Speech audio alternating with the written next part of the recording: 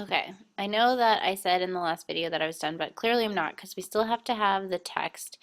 And I think we're also missing, there's a frame that we have to add using ActionScript. Okay, so if I go here, yes, this is the frame that we add using an ActionScript. So once we get to this part, then we'll be done. So here we go. I went ahead and added the text to save some time because you guys know how to add text. Impact. Really quick, if you want to change the size of text, you can hit Command T or Control T to adjust it quickly. I really like to do that. And I don't necessarily think it's important to follow the book exactly as long as it looks about the right size. It said this should be 90. I had it at 165. If I put in 90, it gets a little small and hard to read. So I'm upping the size quite a bit.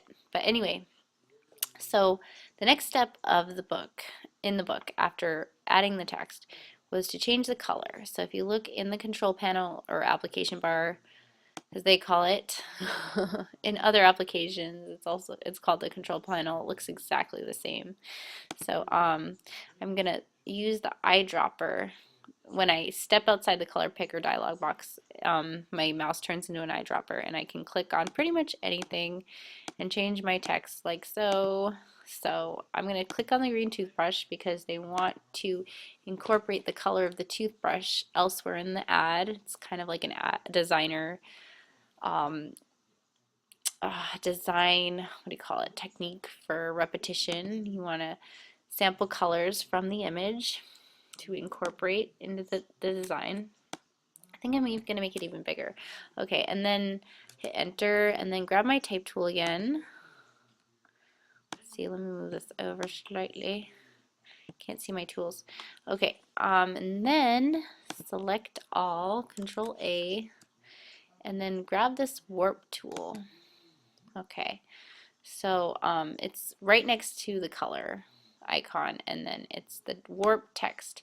So basically, I did not realize that you could warp text and still keep it editable. I thought you had to turn the text into a raster image or just like an image and then edit it and then warp it, but using free transform, but you can actually keep it so that you can go back and edit it. So using this one feature, I think this is kind of new. I don't remember it from it might have been in CS5, but I don't know if it was in CS4.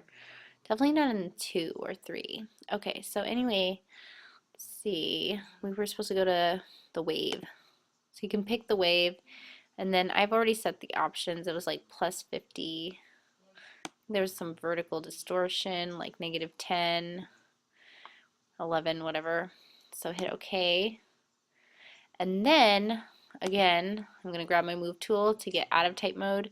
And then I'm going to hit Command or Control T to transform it. And just, if I place my cursor towards the corner there and I get the bent arrow, that's kind of like my rotate signal there. So I'm going to rotate it so it is parallel to the toothbrush and hit enter.